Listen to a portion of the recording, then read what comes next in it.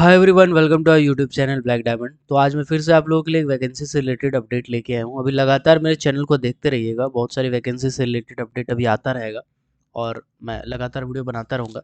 तो सबसे पहले तो मैं आपसे रिक्वेस्ट करना चाहता हूँ कि अगर आप हमारे चैनल पर न्यू हैं, आप पहली बार चैनल को विजिट किए हैं या फिर अभी तक आपने सब्सक्राइब नहीं किया हमारे चैनल को, तो हमारे चैनल को सब्सक्राइब जरूर कीजिएगा और बेल आइकन को प्रेस कर दीजिएगा ताकि जब भी मैं वीडियो डालूं वैकेंसी का नोटिफिकेशन सबसे पहले आप तक पहुंचे।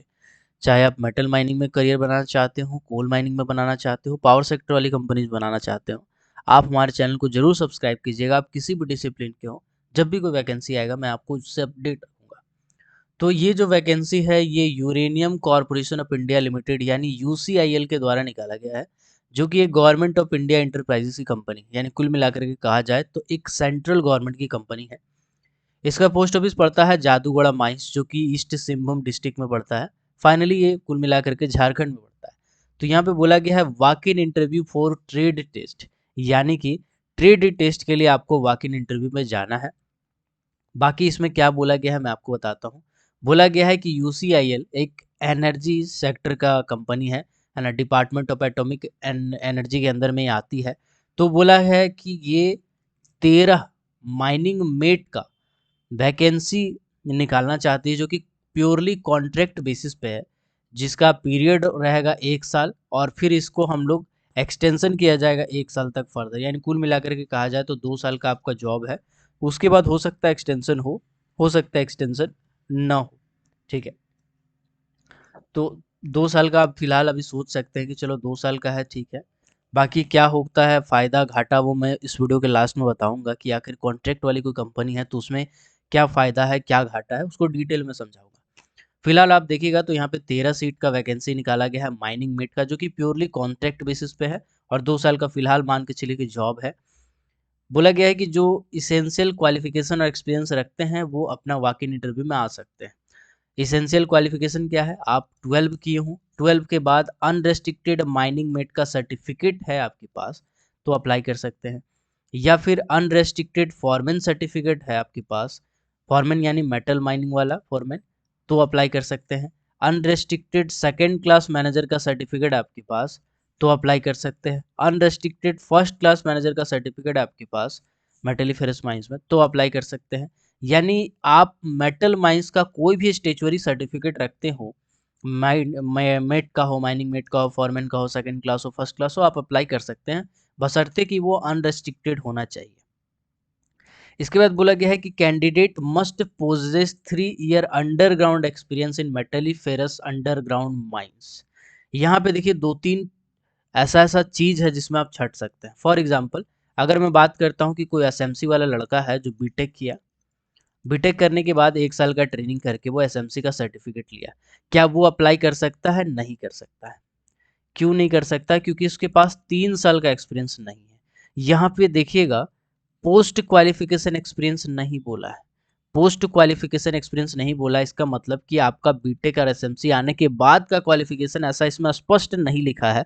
लिख देना चाहिए अगर स्पष्ट ऐसा है तो, लेकिन नहीं लिखा है तो हम यही मान के चलेंगे कि कुल मिलाकर के 3 साल का तजुर्बा होना चाहिए। अब आते हैं हम माइनिंग मेट वाला में। तो देखो माइनिंग मेट का स्टेचुअरी सर्टिफिकेट होना चाहिए, यहाँ पे तो लिखा हुआ है, लेकिन पोस्ट क्वालिफिकेशन नहीं लिखा, इसलिए हम ये मान के चल सकते हैं कि 3 साल का एक्सपीरियंस इसमें काउंट कर लिया जाएगा। जो माइनिंग मेट में आप ट्रेनिंग किए थे उस ट्रेनिंग को इसमें काउंट कर लिया जाएगा, क्योंकि यहाँ पे पोस्ट क्वालिफिकेशन नहीं लिखा हुआ है। तो माइनिंग मेट वाला से खास गुजारिश है, खास रिक्वेस्ट है कि अगर माइनिंग मेट का सर्टिफिकेट आप फील्ड में ट्रेनिंग करके लिए हैं तो आपको तो जरूर जाना चाहिए। हो सकता है आपका चांसेस यहाँ बने। बाकी कंपनी में अगर थोड़ी सी गलती हुई है यहाँ पे तो वो कंपनी का मैटर है, लेकिन यहाँ पे पोस्ट क्वालिफिकेशन एक्सपीरियंस नहीं लिखा है। तो अगर नहीं लिखा है तो उस हिसाब से आप इलिजिबल हैं, तो आपको जाना चाहिए मेरे हिसाब से। बाकी उसके बाद बोला गया है कि candidate must be able to read write and speak Hindi और लोकल लैंग्वेज। देखिए हिंदी आपका झारखंड का राजभाषा कह सकते हैं आप, ठीक है, ऑथराइज्ड लैंग्वेज है, ऑफिशियल लैंग्वेज है। लेकिन लोकल लैंग्वेज जो होता है उसको हम लोग बोलते हैं बोली। तो एक बोली है झारखंड में, जैसे खोटा है, खोटा एक बोली है, नागपुरी है, नागपुरी बोली है, संथाली एक लोकल लैंग्वेज का ही प्रकार है। तो ये सब अगर लोकल लैंग्वेज आता है आपको या फिर हिंदी आता है तो आपको प्रेफरेंस दिया जाएगा। ऐसा नहीं कि आपको सिर्फ लोकल लैंग्वेज आता है, बोली आता है तो आपको प्रेफरेंस दिया जाएगा। अगर आपको बोली नहीं भी आता, हिंदी आती है, हिंदी आप अच्छे से बात कर सकते हैं, तो फिर आपको यहाँ पे प्रेफरेंस दिया जाएगा। ठीक है, चलिए अब आगे हम लोग धीरे धीरे बात करते हैं अनरिजर्व कैटेगरी का और ईडब्ल्यूएस कैटेगरी का जो सीट है। ठीक है, मतलब जो अपर एज लिमिट रखा गया है वो 50 साल रखा गया है। ठीक, 50 साल। ओबीसी कैटेगरी के अगर मैं बात करूँ तो वो आपका 53 साल है और SC ST का 55 साल है। फिजिकल फिटनेस में बोला गया है नो डिफॉर्मिटीज, मतलब कोई भी तरह का आपका डिफॉर्मिटी नहीं होना चाहिए, बस यही लिखा हुआ है इसमें। कंसोलिडेटेड इमॉलमेंट्स, कुल मिलाकर के बोला है कि मोटा मोटी जो आपको पैसा मिलेगा महीना में वो 37,406 रुपया मिलेगा पैसा। सिलेक्शन जो होगा वो ट्रेड टेस्ट से होगा। अगर आप इसमें सेलेक्ट हो जाते हैं तो फिर आपको क्वार्टर दिया जाएगा जो कि सब्सिडाइज्ड क्वार्टर होगा, यानी कंपनी का जो क्वार्टर है अगर अवेलेबल है तो आपको उस क्वार्टर में रहने के लिए दिया जाएगा। ऑब्वियस बात है, आप फैमिली के साथ भी रह सकते हैं। मेडिकल फैसिलिटी भी आपको दिया जाएगा जो कि यूसीआईएल के ही हॉस्पिटल तक रेस्ट्रिक्टेड होगा। आप अगर कहीं और इलाज कराना चाहते हैं तो उसका मेडिकल पेमेंट नहीं किया जाएगा। पीएफ रूल एप्लीकेबल है, जो कंपनी का रूल है पीएफ वगैरह सब आपको उसके हिसाब से दिया जाएगा। ट्रेड टेस्ट क्या है समझते हैं इसको। देखिए ऐसा है कि एक दिन आपको 15/11/2022 को एक एड्रेस है, एड्रेस क्या है, old administrative building Jaduguda, address जो मेंशन किया हुआ है।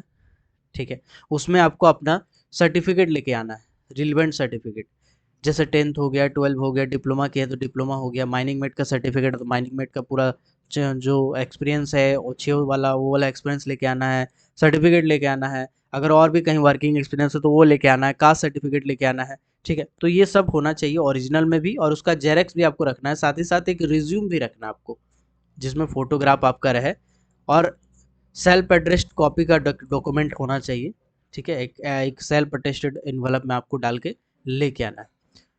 उसके बाद ये जो फॉर्म आप देख रहे हैं एप्लीकेशन फॉर्मेट, इसको फिल करना है, यहाँ पे फोटो चिपकाना है, कौन सा पोस्ट के लिए अप्लाई करना लिखना है, यहाँ पे अपना नाम भरना है, डेट ऑफ बर्थ भरना है, फादर नेम, अनरिजर्व कैटेगरी या कौन सा कैटेगरी है वो आपको यहाँ पे भरना है, परमानेंट एड्रेस भरना है।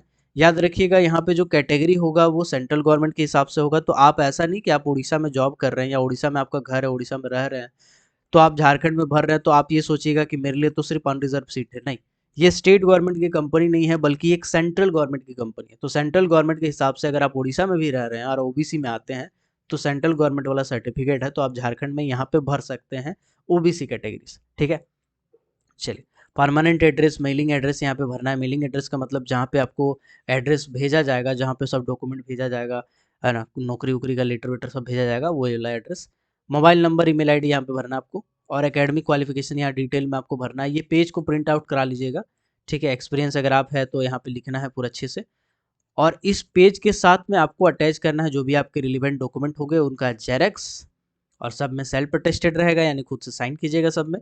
उसके बाद सबका ओरिजिनल भी आपको फाइल में लेके आना है। 15/11/2022 को दिन के 10 बजे आपको लेके आना है वॉक इन इंटरव्यू। वहाँ में आपसे एक इंटरव्यू लिया जाएगा, सवाल जवाब किया जाएगा, पूछताछ किया जाएगा, डॉक्यूमेंट देखा जाएगा। उसके बाद अगर आपका सेटिस्फाइड हो जाते हैं तो उस कंडीशन में आपको जॉब दिया जाएगा, 1 साल का कॉन्ट्रैक्ट वाला। अब आपका दिमाग में आ रहा होगा कि यार 1 साल का नौकरी के लिए इतना मगजमारी काहे करें। देखिए समझिए मेरे बात को, कंपनी का नाम है यूसीआईएल। आप किसके अंडर में काम कर रहे हैं, यूसीआईएल के अंडर में काम कर रहे हैं। ये एक सेंट्रल गवर्नमेंट की कंपनी है। ठीक है, तो सेंट्रल गवर्नमेंट की कंपनी के अंदर में अगर आप डायरेक्ट काम कर रहे हैं, चाहे आप कॉन्ट्रैक्ट बेसिस पे ही क्यों ना कीजिए, आपको एक्सपीरियंस में थोड़ा सा भी दिक्कत नहीं आने वाला है। आपका जो एक्सपीरियंस वो होगा वो एकदम साफ सुथरा, प्रोडक्शन वगैरह सब एकदम टिक टॉक होगा, आपको एक्सपीरियंस में कोई समस्या नहीं होगा। इसके बाद जो फैसिलिटीज़ आपको दी जा रही है यहाँ पे, क्वार्टर दिया जा रहा है, पीएफ दिया जा रहा है, मेडिकल दिया जा रहा है, ये जनरली बहुत सारी कंपनीज में नहीं मिलती है कॉन्ट्रैक्ट वाली में, तो उस हिसाब से ये बढ़िया है।